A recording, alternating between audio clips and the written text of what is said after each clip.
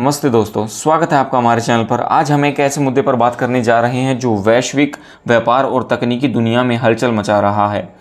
अप्रैल 2025 में चीन से अमेरिका को स्मार्टफोन निर्यात 72% गिरकर 2012 के बाद सबसे निचले स्तर पर पहुंच गया है। इसका कारण अमेरिका द्वारा लगाए गए भारी भरकम टैरिफ और दोनों देशों के बीच बढ़ता व्यापारिक तनाव। इस वीडियो में हम जानेंगे कि यह गिरावट क्यों हुई, इसका भारत पर क्या प्रभाव पड़ेगा और भविष्य में क्या हो सकता है। तो अंत तक हमारे साथ बने रहें, वीडियो को लाइक करें और चैनल को सब्सक्राइब करना ना भूलें। चीन से अमेरिका को स्मार्टफोन निर्यात अप्रैल 2025 में केवल 70 करोड़ डॉलर के करीब रहा, जो पिछले साल की तुलना में 72% कम है। यह 2011 के बाद का सबसे निचला स्तर है।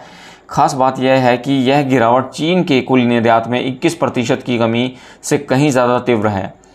इसका सबसे बड़ा कारण है अमेरिका की ट्रंप सरकार द्वारा चीनी सामानों पर लगाए गए 145% तक के टैरिफ।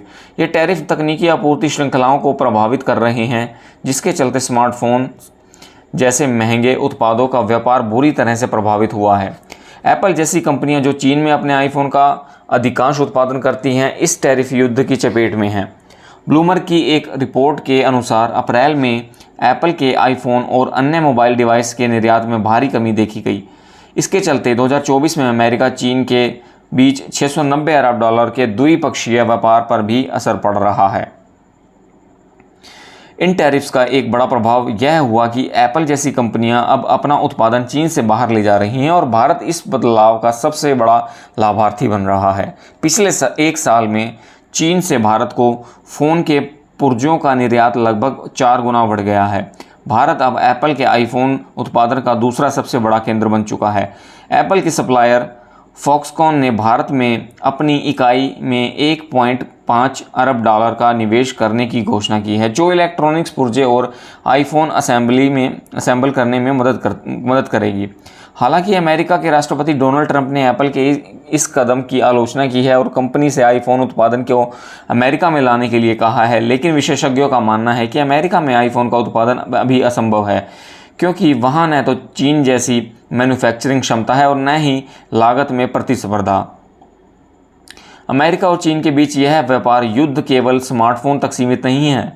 2024 में अमेरिका ने चीन से स्मार्टफोन, लैपटॉप और लिथियम आयन बैटरी जैसे उत्पादों का भारी आयात किया, जबकि चीन ने अमेरिका से सोयाबीन तेल और सेमीकंडक्टर मैन्युफैक्चरिंग मशीनें आयात की। लेकिन ट्रंप प्रशासन के चीनी सामानों पर टैरिफ को बढ़ाकर 125% तक कर दिया गया, जिसके जवाब में चीन ने भी अमेरिका सामानों पर 84% का टैरिफ लगाए।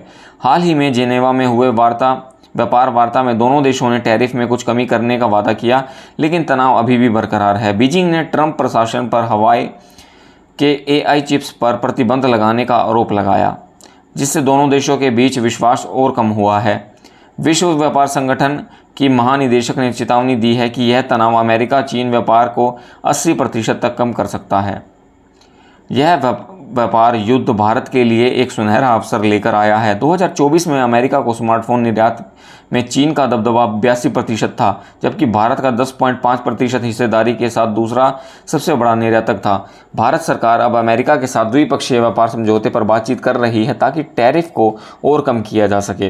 विशेषज्ञों का मानना है कि अगर भारत इस मौके का फ़ायदा उठाए तो वह इलेक्ट्रॉनिक्स निर्यात में चीन का विकल्प बन सकता है।